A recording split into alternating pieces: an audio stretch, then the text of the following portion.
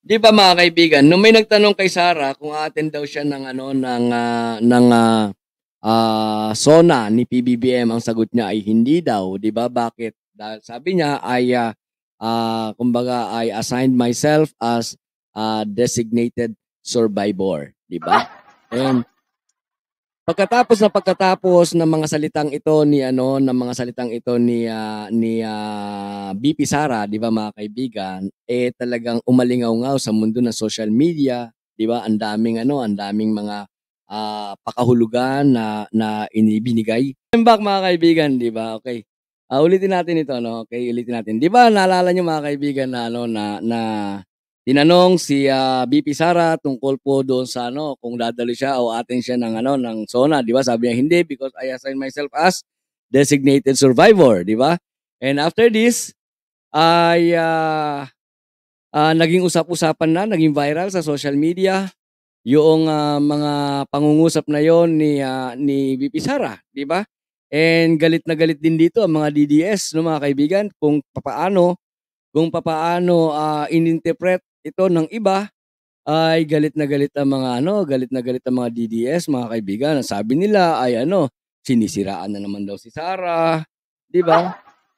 And marami naman na nagsasabi na kinakailangan na talaga mag-ingat si PBBM, 'di ba? Dahil ako mismo do'n sa aking content nung nakaraan, sabi ko nga 'di ba ay, sanay sila 'no, lalong-lalo na kapagka, tungkol sa pulitika ang pag-uusapan mga kaibigan 'no. Sanay na sanay itong mga talagang atat na atat sa posisyon 'no mga kaibigan. Baka sabi ko nga ay baka matulad yoong panahon na ano, doon sa Plaza Miranda bombing, 'di ba? Na noon naman mga kaibigan ang kanilang intention naman ay ibato, 'di ba? Ibato yoong, kumbaga yoong ang maakusahan na promotor ng Plaza Miranda bombing ay si Apo Lakay, 'di ba mga kaibigan? And maraming mga pagkakataon mga kaibigan 'no, na kapagka pulitika ang pag-uusapan medyo talagang magulo. Magulo at saka lahat ng bagay ay, gagawin, 'di ba mga kaibigan, lalong-lalo na kapagka talagang atat na atat sa puwesto, 'di ba? Ngayon mga kaibigan, after ko na mag-content nung nakaraan ay napanood ko naman po itong, video ni, Senator Ping Lacson, dating Senator Ping Lacson mga kaibigan. And meron din po nagpaabot sa atin sa message mga kaibigan, na meron din pong isang, professor na, nagsalita tungkol po dito sa ano, sa sinabi ni, VP Sara na designated survivor 'no mga kaibigan. So, pag-usapan natin dahil sabi nga nai-content ko na 'to nakaraan 'no mga kaibigan, pero kumbaga ay additional lamang na impormasyon dagdag doon sa content natin nung nakaraan, 'di ba mga kaibigan. Eto, okey, unahin natin itong, galing po dito sa ano, unahin natin ito, yan, okey. Unahin natin yung pahayag po ng isang, professor 'no mga kaibigan. Asan na yun? Yan, okey yan, 'di ba? Yan. Paano ba lalakyan 'to? Hindi ako marunong magpalaki. Alam ko lang kasi puwede palaki 'pag hinimas, 'di ba? Okey, sa PTV sabi dito mga kaibigan, Philippine State Controlled Media, July 12 'no. Sana po sabi dito 'no, ay, sana po, saan na 'yun? Nagmamadali, ayan. Sana po matuto na siya. May mga bagay-bagay na minsan hindi po dapat dinadaan sa biro 'no, sabi nung isang professor. Sa episode ng Punto de Vista ngayong Biyernes, Hulyo 12, ipinaliwanag ni Professor Antonio Contreras ang konsepto ng designated survivor at iginiit na, hindi magandang biro ang ginawa ni Vice President, Sara Duterte na kanyang inanunsyo ang hindi pagdalo sa ikatlong State of the Nation or SONA ni Pangulong Ferdinand Marcos. Ayon sa professor, ay walang ganitong konsepto, no mga kaibigan. Walang ganitong konsepto ang Pilipinas, kaya naman wala ding kapangyarihan ang Vice Presidente na italaga ang sarili bilang designated survivor, 'di ba? So, useless no mga kaibigan, useless yung pagkaka-assigned, no? Useless yung pagkaka-self-proclaimed, 'di ba? At yung pagkaka-assigned niya sa sarili niya bilang designated na survivor. Bakit? Ang sabi nga nitong isang professor, mga kaibigan, ay wala pong ganitong konsepto at walang kapangyarihan ang Vice Presidente na italaga ang sarili bilang designated survivor, di ba? At ito naman po ay naipaliwanag din, no? Naipaliwanag din po ito ni dating Senator Ping Lacson, mga kaibigan. Saan na yan? Wait lamang. Okay. Sarado natin to.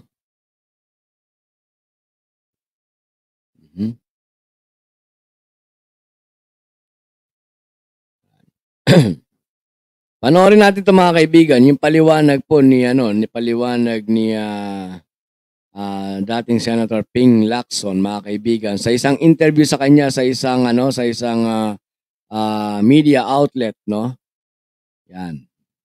Lang senador, walang iba kundi si Senator Ping Lacson. Magandang umaga po, Senator Ping, and welcome back sa ASPN. So balikan lang po natin kung ano yung lohika. Popular, pinagpupuyatan ko yan nun. Kaya nung natapos yung series, naging curious ako. Teka muna, meron pa sa Pilipinas na ganyan? So binasa ko yung ating saligang batas. Doon ko nalaman na yung palang line of succession, constitutional line of succession, nagtatapos doon sa Speaker of the House. So apat lang sila. Presidente, Vice Presidente, Senate President, tapos Speaker. So yung sa sinasabi dito ni Ping Lacson, mga kaibigan, yung line of successor, 'di ba? Yung papalit kung halimbawa may mangyari, 'di ba, sa pangulo ng Pilipinas, no, mga kaibigan, ay apat lang, 'di ba? Yung sa Congress, Speaker, tapos Senate, 'di ba? Pagkatapos BC, at saka ano pa yung isa? Ulitin nga natin 'yun. Ganyan. So binasa ko yung ating saligang batas. Doon ko nalaman na yung palang line of succession, constitutional line of succession, nagtatapos doon sa Speaker of the House. So apat lang sila. Presidente, Vice Presidente, Senate President, tapos Speaker. So naalala ko ngayon, teka muna, kasosona lang noon actually, no? Dahil Agosto yun ang pinal ko, August 2019. Naisip ko, in the realm of possibilities, pwede mangyari yung nandun nga sa designated survivor na series na wipe out, no? Yeah. Lahat. Ano mangyayari sa atin kung halimbawang, God forbid, ano, na nawala presidente, nawala ang vice presidente, nawala ang Senate President, nawala ang Speaker of the House, meron tayong leadership crisis. Yeah. Actually, constitutional crisis kasi sino ngayon ang magiging acting president? Medyo kaya ano ba mga alam niyo, sa totoo lang, no, yung pahayag na yun, yung pahayag na yun ni Sara Duterte, mga kaibigan, para sa akin isang pahayag po ng hindi nag-iisip, 'di ba? Kaya okay lang sana sa akin na dapat no comment na lang lagi, 'di ba? No comment na lang eh. Kasi every time na magsasalita itong si Sara, lumalabas na hindi talaga siya nag-iisip, 'di ba? Hindi niya iniisip yung magiging outcome ng kanyang mga pangungusap, 'di ba? Tulad nito, yung sinasabi ni dating Senator Ping Lacson, mga kaibigan, 'di ba? Na ito kasi yung ito yung lumagay kaagad sa isipan ng maraming mga kababayan natin, 'di ba? Lalong-lalo sa social media. Yung pagkasabi doon sa designated survivor, mga kaibigan, 'di ba? There is the possibility na talagang baka magkaroon ng massacre, baka magkaroon ng pagsabog kasi yun eh. 'Di ba? Yung pagka nagkaroon ng wipeout, mga kaibigan, yung sa constitutional na talagang yung may karapatan na doon sa yung succession, no, mga kaibigan, 'di ba? Kinakailangan meron talagang ide-designate na isang survivor At kapag ka nawala yung mga nandoon sa line of successor, mga kaibigan, ito yung papalit talaga, di ba? Pero ang tanong doon, kasama naman yung BC, di ba? Kasama naman yung vice presidente doon sa line of successor, di ba? Bakit kinakailangan niya na Bakit kinakailangan niya tawag dito mga kaibigan, na ideklara yung sarili niya bilang designated survivor, di ba mga kaibigan? Oh. Gulo yun. Kasi baka mag-take over yung militar o kung sino man yung mag-grab ng power, medyo magulo tayo noon. So, nung binasa ko yung saligang batas at ganun nga, hanggang 4 lamang, na-inspire ako nung series na yon, yung Netflix series. So, ang version ng aking panukalang batas noon, sa halip na direct na doon sa designated survivor na i-assign, i-appoint ng Pangulo from the cabinet, among the cabinet members, hindi naman elected official yung cabinet member. So, ang aking panukalang batas, yung pinaka-senior na senador, in terms of years as a senator, yung service niya. At the time, natatandaan ko si Senator Drilon yun yung pinakamahabang taon na pinagsilbi bilang senador. And so forth and so on. Ngayon, kung na-wipe out din yung mga senador, walang naiwan kasi nandun lang sa zona, halimbawa, yung pinaka-senior naman na member ng House of Representatives ang magiging automatically magiging acting, hindi presidente, acting president. At pagka nawala pa rin lahat ng congressmen, doon na papasok yung designated survivor na cabinet member. Di ba mga kaibigan? So dito lalabas kung ating susundan yung kung ating susundan yung statement dito ni dating Senator Ping Lacson, mga kaibigan, di ba? Kailan papasok yung designated survivor?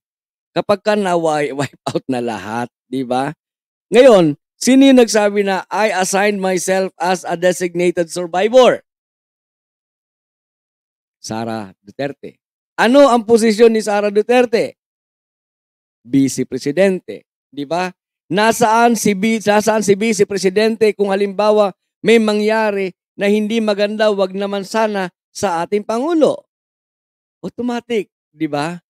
Ngayon, kung sinasabi ni Sara, I assign myself as a designated survivor, no mga kaibigan, delikado ito. Diba? Meron siyang kagustuhan na talagang lahat mawala. Wipe out. Kasi nga naman, mga kaibigan, sa panahon ngayon, ngayon lang pumasok sa isipan ko sabi nga sa inyo, mahilig ako sa impronto di ba?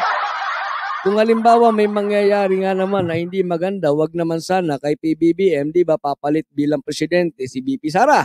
Di ba, magiging President Sara Duterte. Di ba? Tuwan-tuwa na yung mga DDS niyan. Ngayon, wala na bang problema kapag ka naging President Sara Duterte na? Hindi. Meron problema. Ano ang problema? Hindi naman niya kaalyado yung mga nandun sa Senado. Hindi niya rin kaalyado yung mga nandun sa Kongreso. Di ba, mga kaibigan?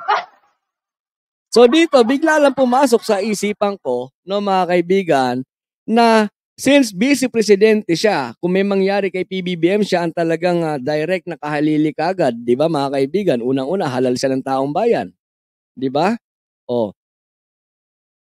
Bakit kinakailangan niya sabihin na I assign myself? Di ba? Pwedeng may masabi lang, pero nakakatakot. Di ba, mga kaibigan?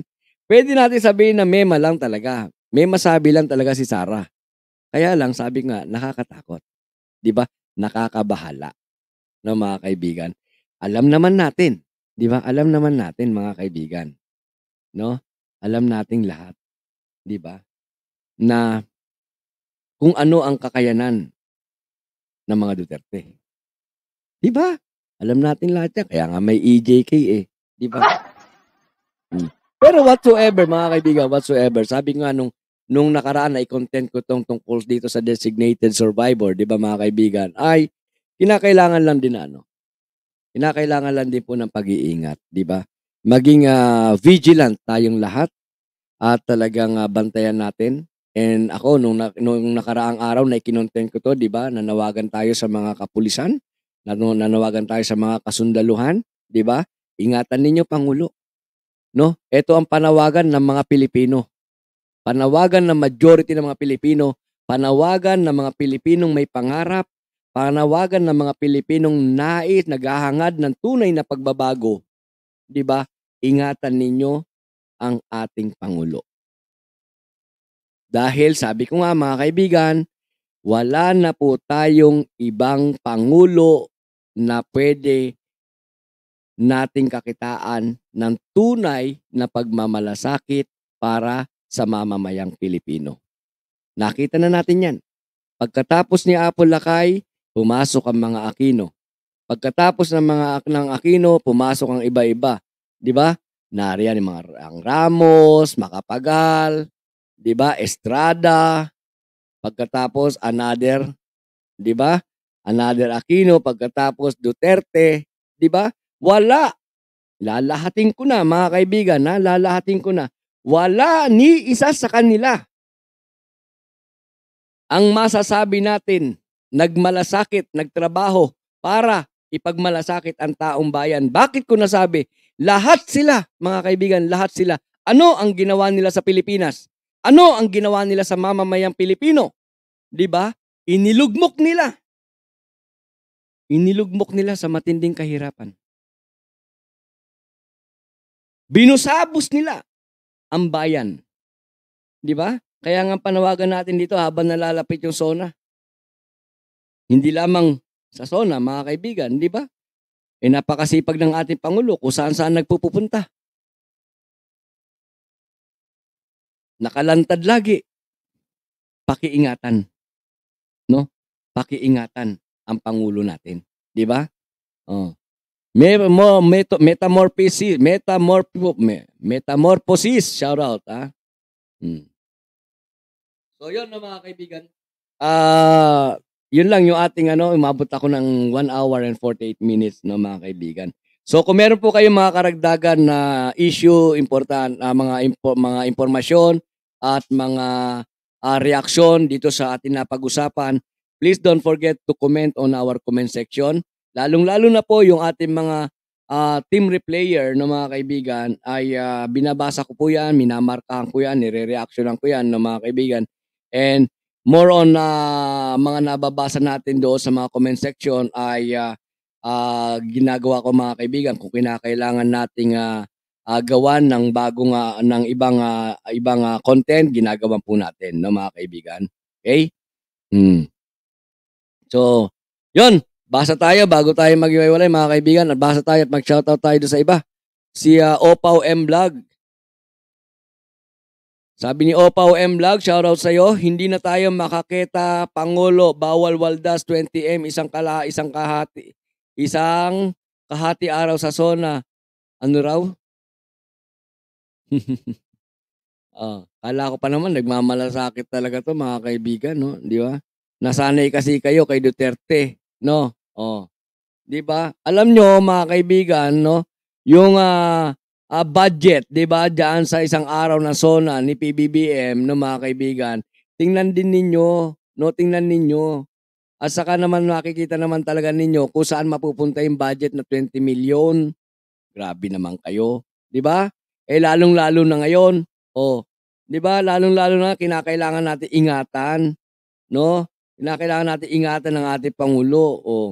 Kasi sabi mo nga wala nang 'di ba? Wala nang makikita. Sabi ko nga mga kaibigan, di ba? Wala tayong makikita na meron tunay na pagmamalasakit sa bayan. So hingatan natin to, no mga kaibigan. Greetings po sa lahat, sabi ni Socorro Rosario, shout out. And sa mga nakakaalam kung asan si Kibuloy, paki-share naman, makikihati din ako sa 10 million, di ba? 10 million, no? Tumataginting para kang nanalo sa loto.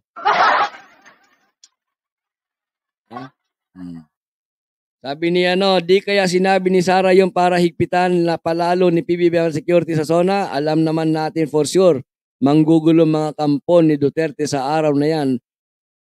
Posible, di ba? Posible. Pero ganun pa man mga kaibigan, alam naman natin, kinakailangan talaga natin kinakailangan talaga natin na kumbaga ay maging mapagbantay, 'di ba? Lalong-lalo na mga kaibigan, talagang ano, yung pagiging atat ng mga kalaban, 'di ba? As in, no mga kaibigan. Kung totoo nga nasa sa July 20 sa Luneta baka ano, 'di ba? Anong gusto nila ron? Alam niyo mga kaibigan, ito real talk lang, no? Bakit merong mga ganyan? 'Di ba? Bakit merong mga ganyan na halimbawa merong importanteng events like SONA, pagkatapos ay merong mga mag-iingay, pagkatapos merong mga sasabay na mga ah, pagkilos, 'di ba? Alam niyo kung sino utak ng mga 'yan, 'di ba? Alam mo sinong bumubuo ng mga 'yan? Sino naman ang nag-o-organize ng mga 'yan? Sino ba yung mga organisador ng CPP, NPA, NDF na naroon ngayon sa kampo ng mga Duterte? Sino ba yung mga organisador ng CPP, ng organisador ng mga komunista na naroon ngayon sa kampo ng mga Kibuloy? Di ba?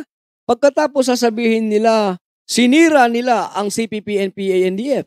Pero ngayon ginagamit nila ito bilang legal na pagkilos against the government gamit ang mga plataforma ng platform ng Duterte, platform ng Kibuloy. Di ba mga kaibigan? Kaya nga sabi ko, mas okay pa. Mas okay pa. Di ba? Deklara na ng martial law. No? Para matapos na yan, at saka magkaroon tayo ng tunay na kapayapaan sa Pilipinas. Di ba mga kaibigan? Okay. So yan, maraming salamat po sa inyong lahat. Wag magtiwala si PBBM kay BP Sara Tambaloslos. Tama, di ba?